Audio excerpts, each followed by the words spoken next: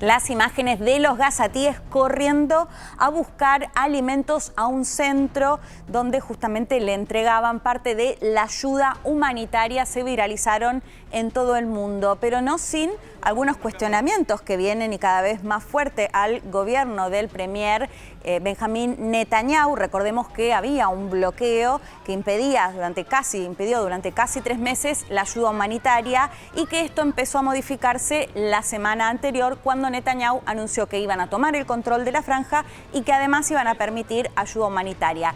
¿Qué dicen desde el territorio? Que por un lado es insuficiente, pero por otro cuestionan la nueva metodología que se entrega a través de una fundación que es israelí-estadounidense. ¿Por qué? Porque esto deja de lado, o al menos lo que dicen de Naciones Unidas, porque una de las mayores tensiones se dio entre el gobierno israelí y Naciones Unidas, es que no pueden participar de esta fundación porque no cumple con los requisitos de Naciones Unidas. Entonces quedaron fuera de la repartición justamente de los alimentos en este contexto. Si les parece, compartimos lo que decían de Naciones Unidas acerca de la situación en Gaza.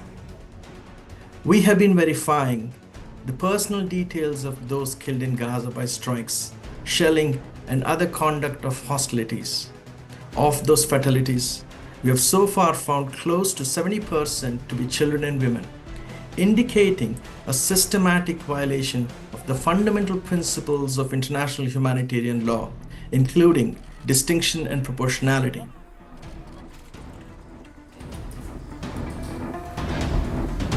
Ahí escuchábamos las palabras y llegaron rápidamente las críticas desde el gobierno de Netanyahu, que sostienen que lo que quiere hacer Naciones Unidas es bloquear esta ayuda. Pero las imágenes, como les decía, era sobre todo de gazatíes corriendo a buscar alimentos y además las fuerzas israelíes disparándoles. De hecho, se calcula que hay más de 40 heridos como consecuencia de esto. Lo que dicen de Israel es que lo hicieron para persuadirlo, porque intentaban tomar justamente el lugar donde están los alimentos. Recordemos que algunos informes y estudios hablan de miles de personas que estaban desnutridas en una extrema gravedad en ese contexto por los casi 3 meses de bloqueo. Como decía, se eleva, si se quiere, esta tensión entre el gobierno de Netanyahu y Naciones Unidas. Pero quien también habló en este contexto fue el Papa León, que lo hizo a través de las redes sociales, que decía: desde la Franja de Gaza se eleva al cielo cada vez más intenso el llanto de las madres,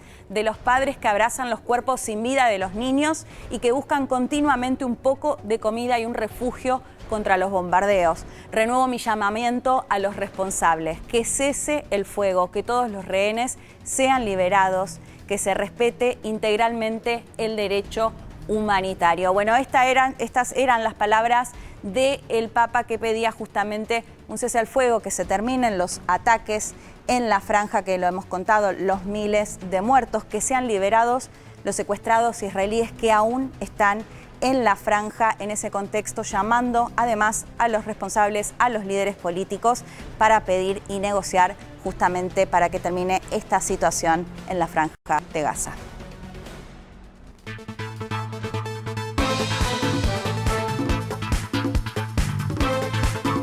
Israel asegura que mató al líder de Hamás. El primer ministro Benjamín Netanyahu afirmó que el ejército abatió a Mohamed Sinwar, presunto líder de Hamás en Gaza y hermano del antiguo jefe asesinado, Yahya Sinwar. El hecho habría ocurrido durante un bombardeo aéreo masivo contra un escondite en un túnel bajo un hospital del sur de Gaza el 13 de mayo. Tragedia en España. Volcó una barcaza. 4 mujeres, 2 niñas y una adolescente murieron al colapsar una embarcación con unos 160 ocupantes en el puerto de La Restinga cuando se disponían a desembarcar. Francia. Condenaron al diablo de la bata blanca. Joël Lesquarnac, de 74 años y cirujano retirado, fue sentenciado a 20 años de cárcel tras admitir haber abusado sexualmente de decenas de pacientes durante más de 2 décadas. Entre sus víctimas se encontraban varios menores de edad.